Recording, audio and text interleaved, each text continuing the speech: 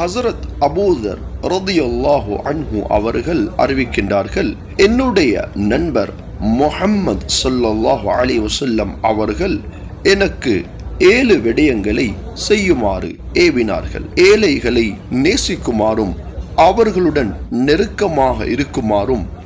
என்னை விட குறைந்த அந்தஸ்தில் உள்ளவர்களை பார்க்குமாறும், என்னை விட அந்தஸ்தில் உயர்ந்தவர்களின் பக்கம் பார்க்க வேண்டாம் என்றும், உறவினர்களுடன் சேர்ந்து நடக்குமாறும், அல்லாஹ்வை தவிர யாரிடத்திலும் எதையும் கேட்க வேண்டாம் என்றும், கசப்பாக இருந்தாலும் உண்மையை உரைக்குமாறும், அல்லாஹு தஆலாவுடைய விடயத்திலே